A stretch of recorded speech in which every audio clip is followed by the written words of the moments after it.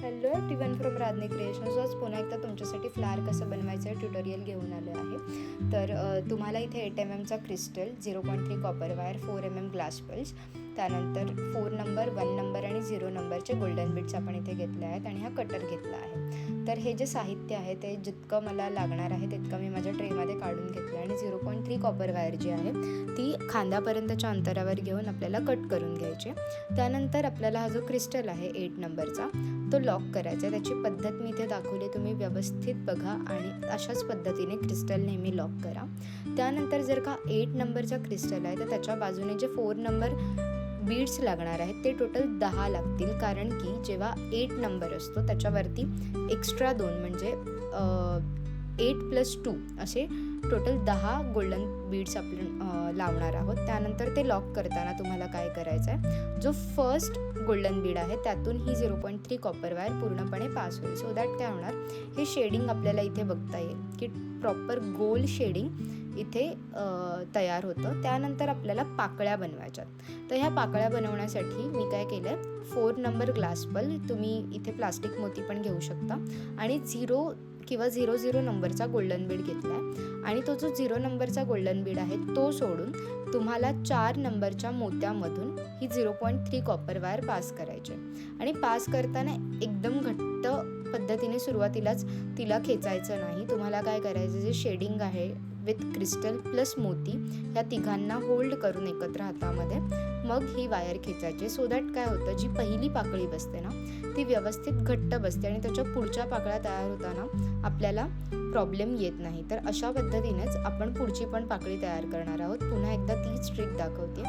याच्यानंतर आपल्याला पुन्हा एकदा 4 नंबर मोती, 00 नंबरचा गोल्डन बीड आणि 0.3 कॉपर वायर 4 नंबरच्या बीडमधून पास करायचे. आपण वरच्या बाजूने पास आउट करतोय आणि 0 नंबरचा बीड जो आहे तो आपण सोडून देतोय पास करताना. आणि आता मी काय करणार आहे, पहिली पाकळी रेडी आहे तर मी पहिल्या पाकळीला आणि पुढची जी पाकळी बनणार आहे त्याच्या 4 नंबरच्या पर्लला होल्ड करून मग खेचते. सो दॅट काय होणार, तिथे जी गॅप येते ती जास्त गॅप न येता एकदम परफेक्ट ब्रीदिंग स्पेस, म्हणजे ना कमी ना जास्त, अशा पद्धतीने एक गॅप क्रिएट होईल. सो दॅट तुमचं जे फ्लावर आहे ते एका चेनमध्ये दिसणार. आणि जर असं वाटेल तुम्हाला की गॅप जास्त येते तर तुम्ही फक्त जो 0 और 1 mm जो कोणताही बीड लावाल वरती ॲज अ पाकळीसाठी, त्याला वरती खेचायचं आणि मग पुन्हा एकदा आपली जी 0.3 कॉपर वायर आहे ती तुम्हाला खालच्या बाजूला खेचून घ्यायची. सो दॅट त्या पाकळ्या आहेत त्या अगदी व्यवस्थित बसणार आणि त्यांच्यामध्ये गॅप येणार नाही.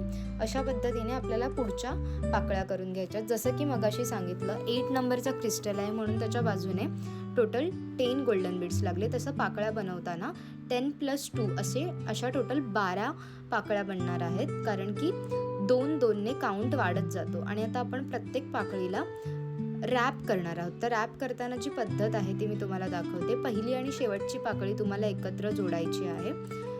तर ते रॅपिंग झाल्यानंतर आपल्याला प्रत्येक 2 पाकळ्यांच्या मधून म्हणजे आणि 2 गोल्डन बीड्सच्या मधून ह्या पूर्ण पाकळ्यांना लॉक करत जायचं आहे. तर तुम्हाला 2 गोल्डन बीड्सच्या मधली गॅप आणि त्याच्या पुढच्या समोरच्या 2 पाकळ्या अशा पद्धतीने हे जे फूल आहे ते लॉक करायचं, म्हणजे शेडिंग आणि पाकळ्या एकमेकांना एकत्र जोडल्या जातील. ठीक आहे, तर ही पद्धत आता मी कंटिन्यू करते. तर तुम्ही इथे बघू शकाल की 2 बीड्स आणि त्याच्या पुढच्या 2 पाकळ्या अशा पद्धतीने आपल्याला हे पूर्णपणे लॉक करत घ्यायचं आहे. ठीक आहे, हे लॉक करत असताना काळजी काय घ्यायची की तुमची जी तार आहे 0.3 कॉपर वायर ती फोल्ड झाली नाही पाहिजे, म्हणून मी तिथे अंगठ्याचा सपोर्ट घेते बॅक साईडला आणि मग हळूवार पद्धतीने त्याला पुढच्या बाजूला खेचते towards opposite direction of flower.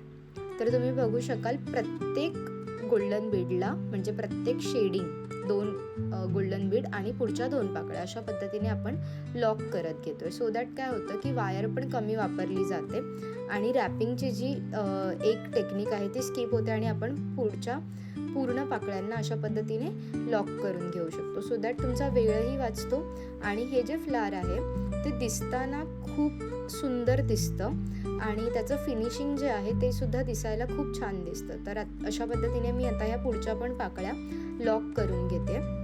आणि मला नक्की सांगा ह्या ज्या टेक्निक्स मी आत्ता तुम्हाला सांगते त्या कशा वाटतात, कारण की प्रत्येक काउंटनुसार जर आपण काम केलं तर ते काम खूप इझी होतं आणि पसारासुद्धा होत नाही.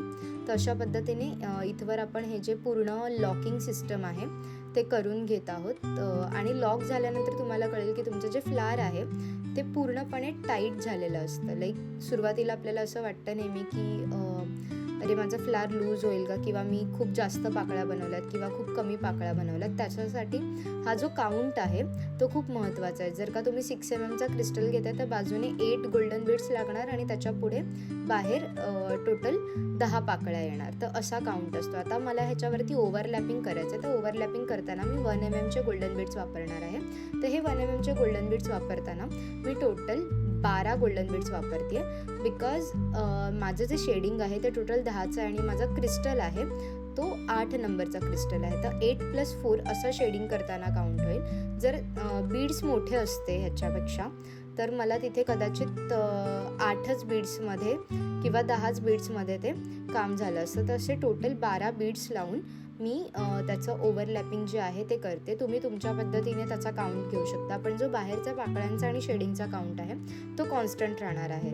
तो फक्त क्रिस्टलच्या अंदाजे तुम्हाला किती बीड्स लागणार आहेत ते तुम्हाला चेक करायचं आहे. तर अशा पद्धतीने आपण पुन्हा एकदा फर्स्ट जो गोल्डन बीड आहे शेडिंगचा त्याच्यातून 0.3 कॉपर वायर व्यवस्थित पद्धतीने पास करून घेतो आणि हे जे शेडिंग आहे त्याला आपण आधीच थोडा गोल शेप देतो देताना, सो दॅट तुम्ही बघाल की हे जे शेडिंग आहे प्रॉपर बसतं त्याच्यावरती. तर हे शेडिंग झाल्यानंतर आपल्याला याला 4 ठिकाणी लॉक करायचे, जो की प्लस लॉक असेल. ज्या बाजूने आलं आहे तिथेच एक फर्स्ट लॉक बसेल. एक शेडिंग आणि पाकळ्यांच्या मधली जी गॅप आहे त्या गॅपमधून ही तार खालच्या बाजूला जाईल आणि ही तार खालच्या बाजूला गेली की एका ठिकाणी आपलं लॉकिंग झालं. आता त्याच्या एक्झॅक्ट अपोजिट साईडला मागच्या बाजूने यायचं आणि लॉक द्यायचं आहे.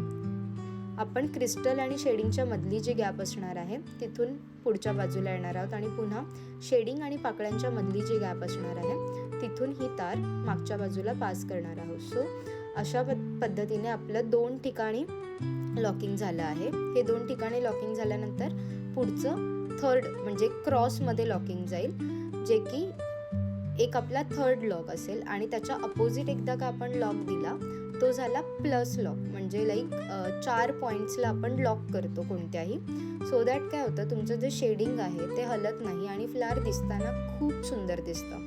तर तुम्ही हे जे फ्लार आहे ते मंगळसूत्र म्हणा किंवा इयरिंग्स किंवा इतर कुठल्याही ज्वेलरीच्या पद्धतीमध्ये वापरू शकता. तुमची ज्वेलरी अशा पद्धतीने एन्हान्स करू शकता. आणि मला ह्या ज्या ह्याच्यामध्ये मी टेक्निक्स सांगितल्यात फ्लार बनवताना मला नक्की कॉमेंट करून सांगा कशा वाटल्या. आणि अशा पद्धतीने फ्लार नक्की बनवा, खूप सुंदर बनेल, फिनिशिंग पण खूप छान येईल. आणि नक्की कळवा हे जे टेक्निक्स आहेत 4 ठिकाणी आपण लॉक केल्यानंतर बघा किती छान वाटतं हे फ्लार. सो अशा पद्धतीनेच फ्लार बनवा आणि मला नक्की कॉमेंट करून सांगा ही जी टेक्निक आहे फ्लार बनवण्याची ही कशी वाटली. Thank you so much.